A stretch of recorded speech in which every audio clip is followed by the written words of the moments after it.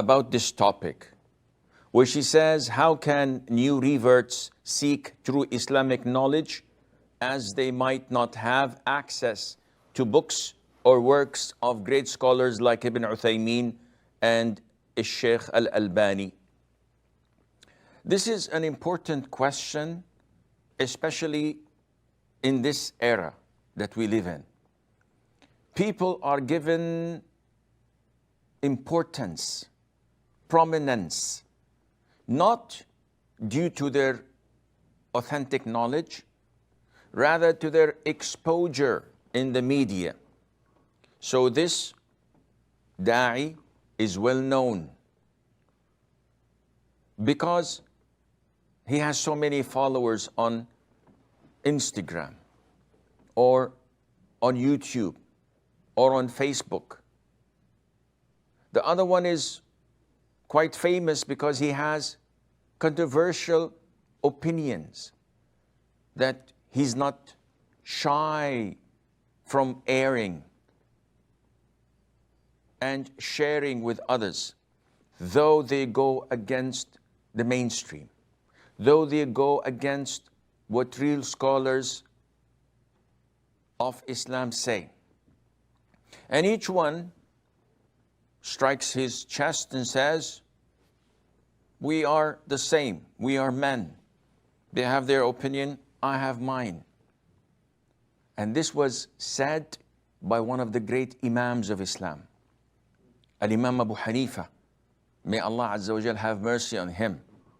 When he said, whatever comes from Allah, meaning in the Quran, or from the Sunnah, there is no way that we go against that. Meaning that I'm a Muslim, I follow the Quran and the Sunnah. And whatever comes from the companions, may Allah be pleased with them, it's on my head.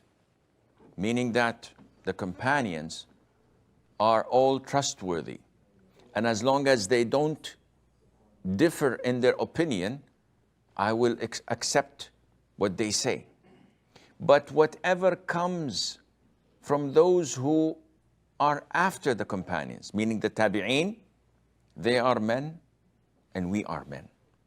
Meaning they're not better than us. They're tabi'een, they are normal people, they're not companions. So they may make a mistake here or there, and they have the ability to judge and rule things according to their knowledge. I can do the same. But this person who said that was Imam Abu Hanifa.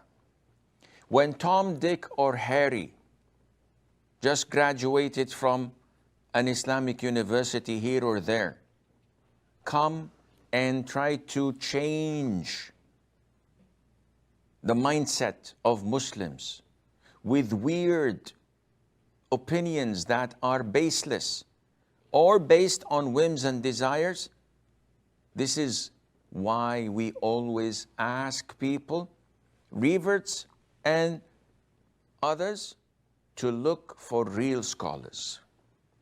What do we mean by real scholars? Real scholars who are fluent in Arabic, know the rules of Arabic. And this is one tool of becoming a scholar. They know the Quran inside out. They memorize it. They understand its tafsir. They know the Sunnah of the Prophet ﷺ, what is weak and what is not. They know usul al-fiqh, so that they can judge over major issues through the rules of usul al-fiqh. They know fiqh according to the schools of thought and how it was derived, such rules, how were they derived. And they must be known for their righteousness, their piety, their closeness to Allah Azza wa Jal, their distance from anything that is haram.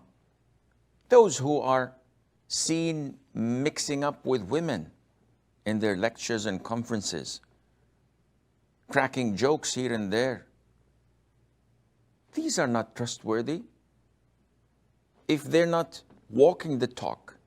Therefore, usually we refer people to the real scholars, and we mean by that Sheikh Abdul Aziz ibn Baz, Sheikh Ibn Uthaymeen, Sheikh Al-Albani, and others, mainly who had died, because we know that they cannot be tempted. They cannot be bought out.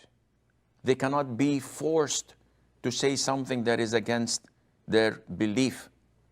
Unlike those who are living today, there are so many that are steadfast. There are so many that are on the right track. But still, you see a lot of changing of color. And going back to the old school.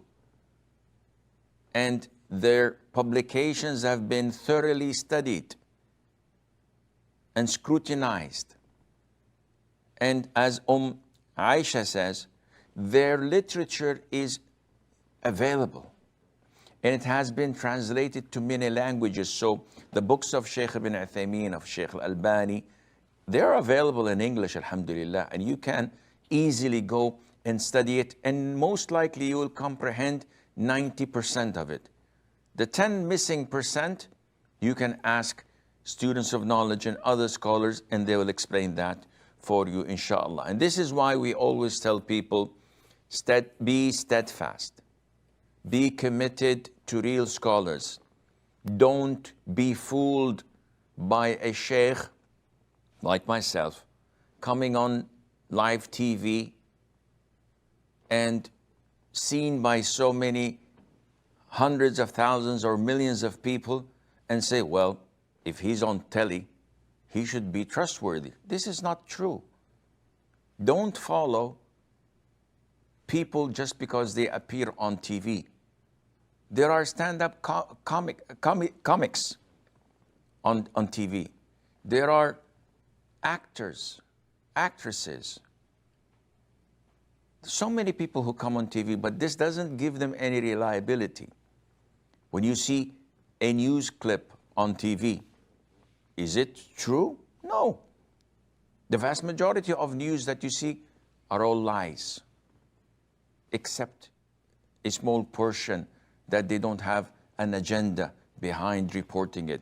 So go back to the basics, the Quran, go back to the authentic Sunnah, and not just that, you have to understand the Quran and the Sunnah with the understanding of the three favorite generations whom the Prophet ﷺ recommended us to follow when he said that the best of generations are my generation, that is the companions, and those who follow them, that is the tabi'een, and those who follow them, that is the tabi'it tabi'een.